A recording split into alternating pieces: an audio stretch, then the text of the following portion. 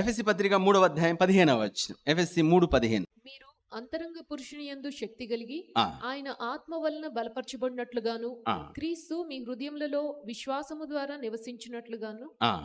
చాలండి. మీరు అంతరంగ పురుషునందు శక్తి కలిగి ఆయన ఆత్మ వలన బలపరచబడినట్లుగా, ఆయన ఆత్మ వలన బలపరచబడినట్లుగా, ఆయన ఆత్మ అనగా పరిశుద్ధాత్మ వలన మీ అంతరంగ పురుషుని యందు శక్తి కలిగి, మీ అంతరంగ పురుషుని యందు శక్తి కలిగి. కాబట్టి మనము మన అంతరంగము బలపరచబడాలి. అంతరంగం బలపరచబడాలి.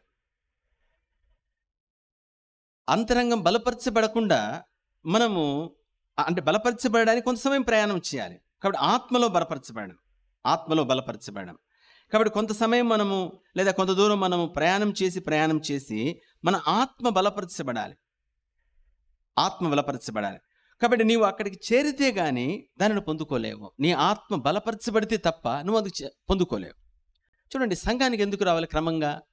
వాక్యం ఎందుకు వినాలి క్రమంగా? రోజు ఎందుకు ఆరాధించాలి? దేవుని సన్నిధిలో ఉండాలి?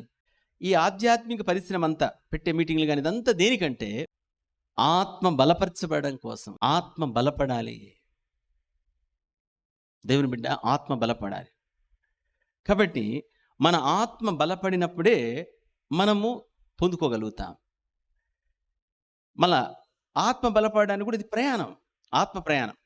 కాబట్టే మనము వాక్యము, ప్రార్థన, ధ్యానము, ఆరాధన, సంఘము, సంగతంతా కూడా నీ ఆత్మను బలపరుస్తుంది సోదరుడ, సహోదరి. కాబట్టి ఆత్మీయం కూడా ఇలాంటిదే.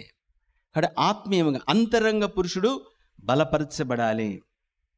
మనం చదివిన వచనంలో మీ అంతరంగ పురుషునందు శక్తి గలవారే ఆయన ఆత్మ వలన బలపరచబడినట్లుగా అంతరంగ పురుషుడు శక్తి గలగాలి. కాబట్టి మనము ఆత్మీయముగా అంతరంగ పురుషుడు అంటే బలపరచబడడానికి, అలానే బలముగా మారడానికి మనము ఆత్మీయ అభ్యాసము లేదా ఆత్మీయ సాధన చేయాలి.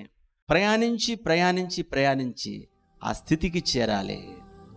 మళ్ళీ చెప్తాను, నీవు అది ఎక్స్పెక్ట్ చేయొచ్చు, కానీ అయితే నీవు ప్రయాణించకుండా దాన్ని పొందుకోలేవు, ఆ స్థితికి వెళ్ళలేవు. అయితే ఏమి సాధ్యం ఇప్పుడు? ఏమి ఎట్లా పొందుకోగలుగుతామంటే మనము ప్రయాణించాలి, ఆ స్థితికి చేరాలి, దాన్ని పొందుకుంటాం.